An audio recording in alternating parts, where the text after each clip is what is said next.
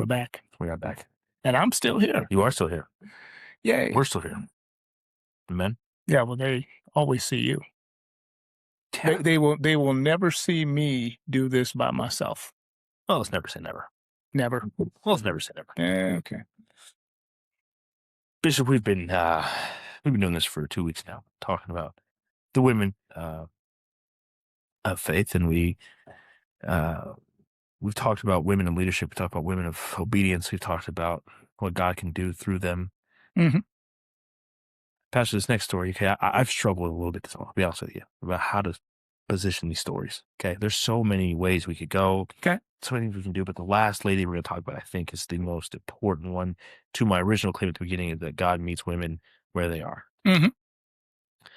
But this one we're going to talk about today, Pastor, is probably the most famous, semi-famous, besides Eve maybe, in the Bible. Okay, she also has a book in the Bible named after her, and she also has quite a story. Now, for her, this is well after the judges stuff. Wait a minute, is this Hadassah? It is Hadassah, which is a very interesting way to put it before we've said her real name. But that is her real name. Well, okay. Daniel Belteshazzar. No. Her name was Hadassah. We're talking about Esther. Yes, but her name was Hadassah. Well, I like to build it up there. You kind of just gave it to him early. No. Well, just see. Esther won America's Next Top Model in Israel. But actually she did. She did. If you've ever seen the VeggieTales version, it's a little less dumbed down. If you've ever seen the History Channel's version, it's much more aggressive. So, well, but do you know what precipitated all that? Well, Queen Vashti was doing whatever she wanted. No. Xerxes wasn't having it. Okay. Xerxes. Well, but see, here's the thing. If you think about it, let's give a little background. Okay. He was drunk. You got to drink. No, he was drunk, and so he wanted to bring his wife out to parade her in front of all his drunk friends. Yeah. No. We just talked about, we talked for the last 2 weeks that women are property. Okay. Last week. It doesn't make any, said, it doesn't make any difference. Okay. It doesn't make any difference. She had, no, wait a minute. To give her some props, she did have some self-worth about herself. Well, not the time and place. No. And she would have been all right. If he wasn't drunk. No. She would have been all right if his friends said, man, you can't let that happen, man. Oh, he was trying to, okay. Man, how you gonna let... The Bible does say to have friends that are, you got to be careful who you're friends with.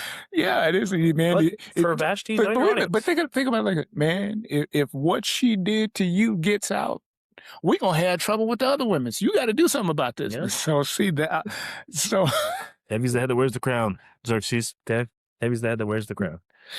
Yes, Queen Vashti, unfortunately, was being subjugated to, the modern day strip club. Yeah, but in all fairness, God knew what was coming, so He had to orchestrate things. Yes, so that we could get to where we got to.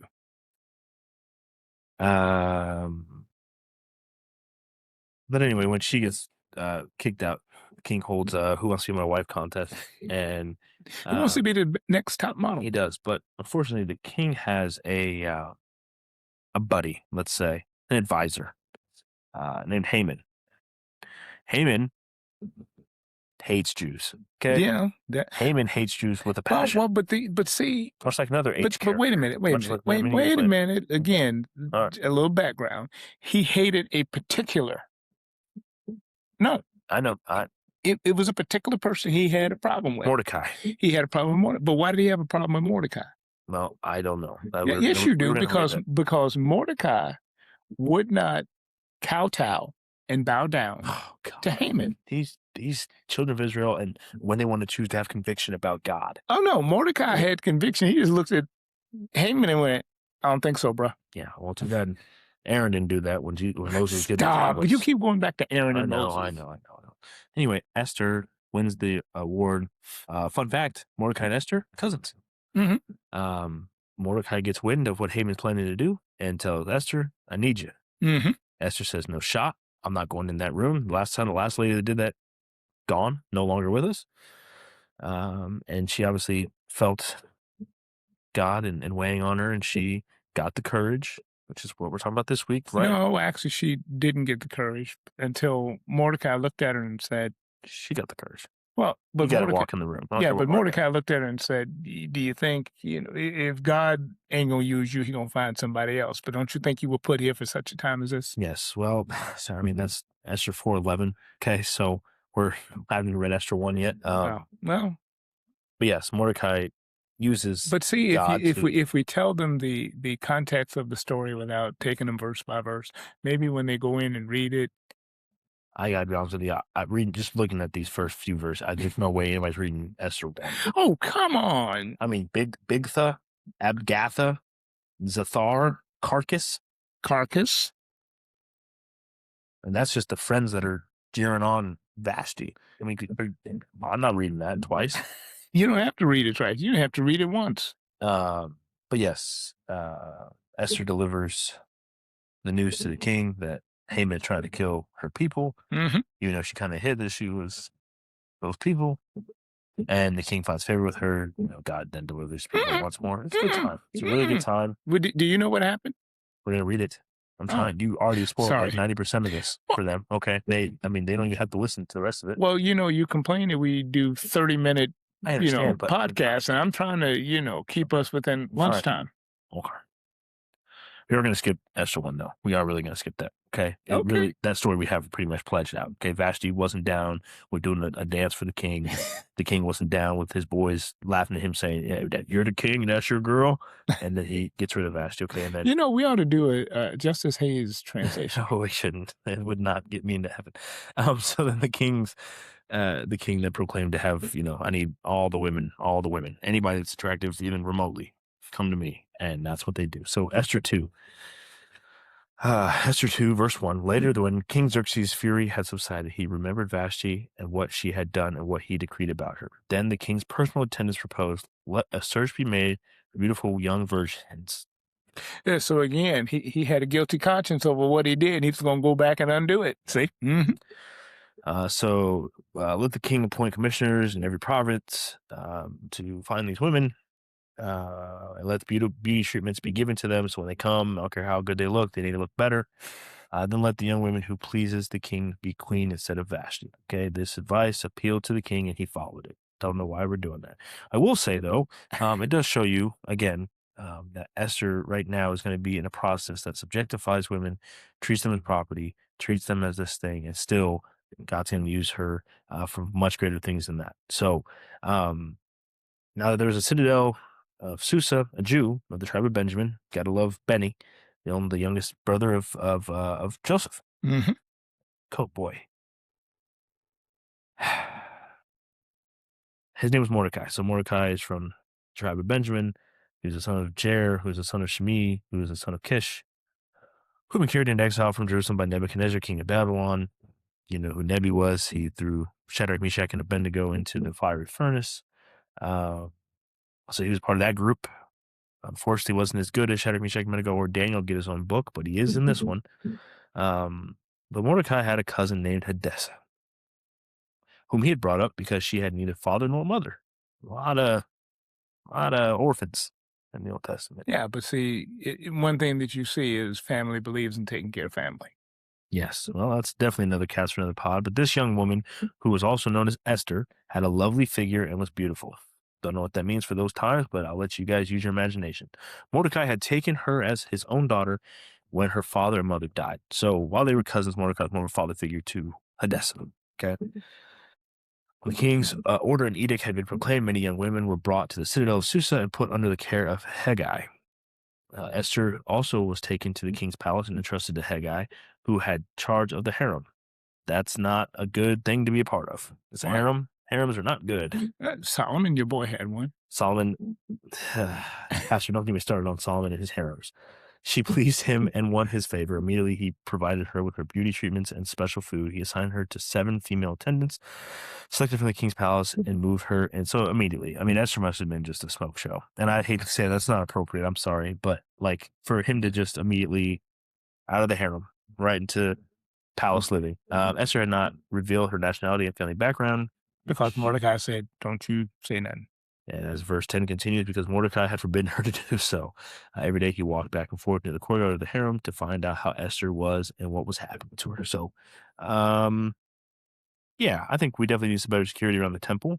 This guy is just walking What? around. What? He said near. Doesn't mean he was under the window.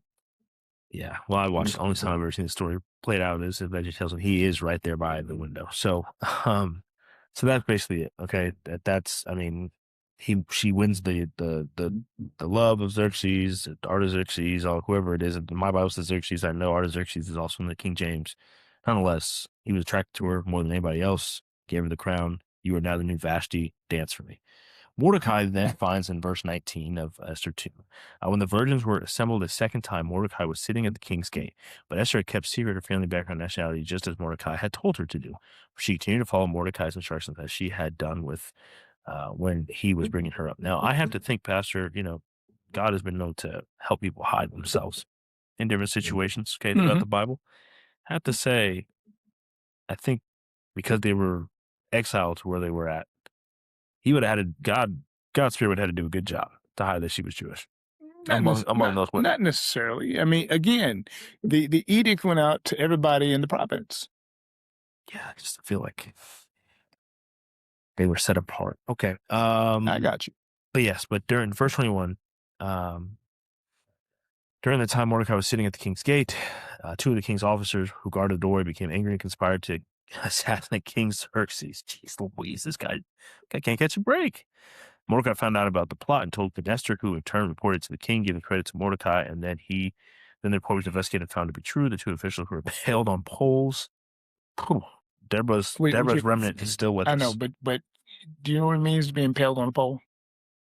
Unfortunately, yeah, and I in case any kids watch this, we're going to keep that again to the imagination. But that's no imagination. Right to the butt, right to the mouth, and that's you were skewered. Yeah, it's unfortunate. Okay. This is in the book of the Annals. That's what it says. I'm reading it. The book of the Annals. That's what it said. I didn't say Annals. I said Annals. In Esther 3, we get introduced to Haman here. Mm-hmm. Okay, so after these events, King Xerxes honored Haman, son of Hammedatha, the agitate, elevating him and giving him a seat of honor higher than all those other nobles. All the royal officers at the king's gate knelt down and paid honor to Haman. The king commanded this concerning him, but Mordecai said, I have some friends. they were thrown in a fiery furnace. Okay. And I got to say, I've always kind of wanted to relive that. I want to see what that was like. Stop. So he doesn't kneel down. The royal officials at the king's gate asked Mordecai, why do you disobey the king's command? Day after day, they spoke to him, but he refused to comply. Therefore, they told Haman about it to see whether Mordecai's behavior would be tolerated or if he would be, for he had been told that he was a Jew. When Haman saw that Mordecai would not kneel down or pay him honor, he was enraged. Yet having learned who Mordecai's people were, he scorned the idea of killing only Mordecai. Instead, Haman looked for a way to destroy all of Mordecai's people, the Jews. He got that mad about it. I think shows a lot more about Haman than it does Mordecai. So then it says Haman told the king, there is a certain people dispersed among the peoples in this province of your kingdom who keep themselves separate. Their customs are different from all those of the other people, and they do not obey the king's laws. It's not in the king's best interest to tolerate them. If it pleases the king, let a decree be issued to destroy them. And I will give 10,000 talents of silver to the king's administrators for the royal treasury. So he's just basically paying, putting what's it called? Putting the hit out. Yeah. So the king took his signet ring on his finger and gave it to Haman, son of Hammedatha, the agitate. I know it's not how you say that second one, but I'm just getting frustrated with all these words. The enemy of the Jews. And that's funny how he added that to his title now. He's the enemy of the Jews. That's Keep the money, the king said to Haman, and do with the people as you please. So it's kind of, like Daniel's king, King Darius. Hey, do whatever you got to do, brother. We're good with it. I just want to get back to eating my grapes. So then Haman summoned some royal secretaries. They wrote out in script of each province and in language what the king and him had decided. The king then sealed it with his ring. Well, Haman sealed it with the king's ring. Dispatches were sent out to destroy, kill, and annihilate all the Jews, young and old, women and children. These Jews cannot catch a break. I mean, in Egypt, in Babylon. This is tough. A copy of the text for the edict was put out to when it would happen. The couriers went out, spurred on the king's command, and the edict was issued to the citadel of Susa. The king and Haman sat down to drink, but the city of Susa was bewildered. So they're like, didn't even know Jews were here. I had no idea the Jews were here. Yeah. And now they know. Okay, so now we're going to Esther 4. Okay, so now she has as many chapters as Ruth did. Hopefully she's going to go past that. So Mordecai persuades Esther to help. And when Mordecai learned, this is verse 1 of chapter 4, when Mordecai learned of all that had happened, he tore his clothes, put on sackcloth and ashes. I mean, who's the... Did they have seamstresses back then? Yes. Okay, they would have been highly paid because these guys are just ripping clothes left and right. He was wailing loudly and bitterly, kind of like Naomi and Ruth in the last chapter. Kind of. It's not just only women who were crying like that. But he went only as far as the king's gate because no one clothed in the sackcloth was allowed to enter. In every province to which the edict and order of the king came, there was great mourning among the Jews with fasting, weeping, and wailing. Many lay in sackcloth and ashes, while Esther's just in the temple living her life. When Esther's eunuchs and females attendants came to her and told her about Mordecai, she was in great distress. She sent clothes for him to put on instead of sackcloth, but he would not accept them. Then Esther summoned Hathach, one of the king's eunuchs, assigned to attend her, and ordered him to find out what was troubling Mordecai and why. So Hathach went to Mordecai, opened the square from the king's gate. Mordecai told him everything that had happened, including the exact amount of money Haman had promised. Don't know how that's getting out to the press. To kill the Jews. I mean, 10,000. You know, that was some change. Shout out to Haman, and he got to keep it too. That's awesome. Good for him. So he went out, talked to Mordecai. Mordecai then gave him a copy of the decree, edict for annihilation, which was published to show Esther and explain it to her. And he told her to instruct her to go to the king's presence to beg for mercy and plead with him for her people. So this is the first time anybody knows that. I mean, he's so distraught he forgot about the lie that they were keeping up here. He went back and told Esther what Mordecai had said. Then she instructed him to go to Mordecai. All the king's officials and all the people of the royal provinces know that any man or woman who approaches the king in the inner court without being summoned, the king has but one law: they will be put to death once the king extends the gold scepter to them and spares their lives. But 30 days has passed since I was called to go to the king. So she hasn't even seen her husband in a while. That's tough. When Esther's words were reported, Mordecai was sent back this answer: do not think that because you are in the king's house, you alone of all the Jews will escape. Oh, that is tough. For if you remain silent at this time, relief and deliverance for the Jews will rise from another place. But you and your father's family will perish. And you know, and who knows, but that you have come to your royal position for such a time as this. Okay, so yes, Pastor, I told you, and I was almost right about the verses, 4:14. But nonetheless, Pastor, it is the obedience and the loyalty to the faith. Okay, so this is if Ruth's story was written down and ready for Esther to read, I don't know the timelines necessarily, she would have read this, but obviously she didn't because she's so infatuated with the wine and grapes of the palace. But it shows you that if you're not obedient, God will find somebody to be obedient. So you can miss your calling. We all have a calling in our life, but we can miss it. That's always the case. And we need a Mordecai. You need a Mordecai. And again, for her, this is her father figure. And in this culture, that's huge. This is not just a cousin. Okay. It's not like Esther's dad's saying, Esther's dad's saying it to her cousin to say it. This is her father figure saying this. Esther sent this reply: go gather together all the Jews who are in Susa and fast for me. Do not eat or drink for 3 days, night or day. I and my attendants will fast as you do. When this is done, I will go to the king, even though it is against the law. And if I perish, I perish. So Mordecai went away and carried out all of Esther's instructions. So Esther's going in. Okay. Fasting, we'll talk about it one time on this podcast, especially after my class on it that I took. But fasting is obviously a huge way to have answered prayers and a show commitment to those, to what you're trying to change, okay, your circumstance. So Esther does this. Okay, I also don't know if the $10,000 got out for Haman. I have no idea how her being a Jew didn't get out. So shout out to those attendants for not telling on her. Okay, I want to give them a big shout. Probably nobody knew. It's not like he walked around. Cack or whatever his name was, he knew because he was the deliverer of the two messengers. So on the third day, Esther put on her royal robes and stood in the inner court of the palace in front of the king's hall. The king was sitting on his royal throne in the hall facing the entrance. When he saw Queen Esther sitting in the court, he was pleased with her and held out the gold scepter that was in his hand. So now she has been summoned. Pardoned. Yes. Not pardoned, summoned. Well, she said if he doesn't put it, she's dead. So he has pardoned her from death. No, he summoned her. Just go with my word. I want to read what she said because she said, Okay, never mind. All right, so that's tough. That's why I love you, Pastor. I know. That's why I love it. Okay, anyway, so Esther approached, touched the tip of the scepter, which is custom. And the king asked, "What is it, Queen Esther? What is your request? Even up to half the kingdom will be given to you." So he's not willing to give it all, but he'll give most of it. If it pleases the If he king. gave away the kingdom, he wouldn't be king. And that may be for good after what he allowed Haman to do in the kingdom. Then the king asked, "What is it?" Esther replied, "Let the king together with Haman come today to a banquet I prepare for them." So she's stalling. Mm-hmm. Bring Haman at once, the king said, so that we may do what Esther asked. So the king and Haman went to the banquet Esther had prepared. That they were drinking wine, the king asked Esther, "Now what is your petition? It will be given you. And what is your request? Even up to half the kingdom will be granted." Esther replied, "My petition and my request is this. If the king regards me with favor and pleases the king to grant my petition and fulfill my request, let the king and Haman come tomorrow to the banquet I will prepare for them. Then I will answer the king's question." So, I mean, you can tell her heart is just doing this inside. Yeah, maybe. Haman's rage against Mordecai. So Haman is just still upset. But he came out, this says verse 9, he came out happy, high spirits. But when he saw that dirty Mordecai, Scripture does not say dirty Mordecai. Well, it does say that because he was in his potato sack and dirt. So we know that he's not the cleanest right now. And he hasn't eaten probably in like 4 days because Esther's still awake. So, but he goes out there. Mordecai, he didn't raise a finger, didn't show any fear, nothing. He was filled with rage. He was pretty upset. Okay.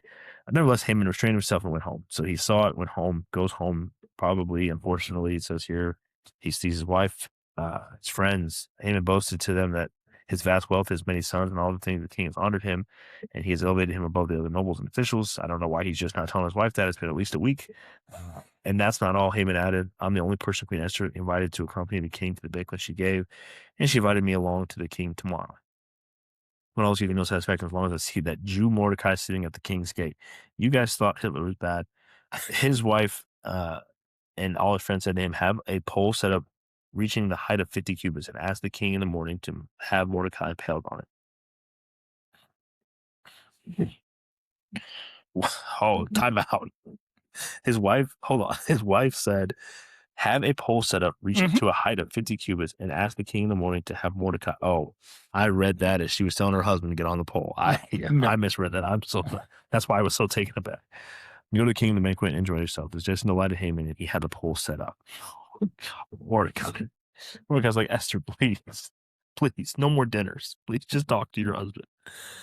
Okay. And this one says Mordecai's honored right away. So that night the king could not sleep. So he ordered the book of the Chronicles, the record of his reign. Chronicles. Yes. To be brought and read to him. And it was found recorded that Mordecai had exposed Bigthana and Teresh, two of the king's officers who guarded the doorway, who had conspired to assassinate King Xerxes.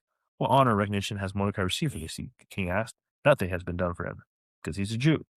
His attendants answered, "One of those things was Did made it up." say nothing's been done for him because he's a Jew? It didn't. Then don't throw that. Well, nothing was done for him. That's all you need to, because that figures into the story. Right. I just thought you're right. It's implied. The king said, "Who's in the court?" It's not because they forgot. Right. Of course. No. Yeah. So think about it. There's this banquet that takes place. Haman comes out, and, he's all, then he sees Mordecai, goes home, tells his wife, "Well, why don't you just, let's take care of it." And all of a sudden, think about it, the king all of a sudden can't sleep. Oh, God's given him some dreams, giving him the answer. Mordecai then gets parade, correct? Am I right about that? Well, because gets paraded around town. Mordecai gets paraded around town because after the king said, "What do we do for Mordecai?" and they go, "Nothing." When Haman comes in the next day, he says, "Hey, if somebody did da-da-da-da-da, what do you think they ought to, well, they ought to be given the best horse. And then the leading man from the king ought to walk them around and da-da-da-da-da." And that's what I'm reading right here. Haman had to get the robe and the horse. Yep. And he rode Mordecai and led him on horseback through the city streets. And his wife is feeling the grief. Okay. They're feeling the grief for our guy there. That's tough.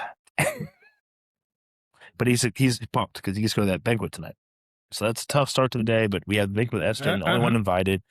So yeah, this next Esther 7, Haman's impaled. So the king and Haman went to Queen Esther's banquet. And as they were drinking, Queen Esther, "What is your petition?" And Esther answered and said, "If I have found favor with you, your majesty, and if it pleases you, grant me my life. This is my petition, and I spare my people." and please spare my people. This is my request, for I and my people have been sold to be destroyed, killed, and annihilated. If we had merely been sold as male and female slaves, I would have kept quiet, because no such distress would justify disturbing the king. King Xerxes asked Queen Esther, who is he? Where is he, the man who had dared to do such a thing? Esther said, an adversary and enemy? This vile Haman. Then Haman was terrified before the king and queen. The king got up in rage, left his wine, and went into the palace garden. But Haman, realizing that the king had already decided his fate, stayed behind to beg Queen Esther for his body. Just as the king returned from the palace garden to the banquet hall, Haman was falling on the couch where Esther was reclining. The queen exclaimed, will he even, oh boy, can't read that for YouTube. Will he even molest the queen while she is with me in this house? So now he walks in. Buddy's begging for his life. He thinks Buddy's in here trying to. He's pumped up the banquet. He heard that. As soon as the word left the king's mouth, they covered Haman's face. Then Harbona, one of the eunuchs attending the king, said, a pole reaching the height of 50 cubits stands by Haman's house. He had set it up for Mordecai, who spoke up to help the king. The king said, impale him on it. They impaled Haman on the pole he had set up for Mordecai. Then the king's fury subsided. Man. You see how God orchestrated all that? And yeah. You see, that's what now I you tell know you. why Naomi thought God took his hand off of her. I mean, golly.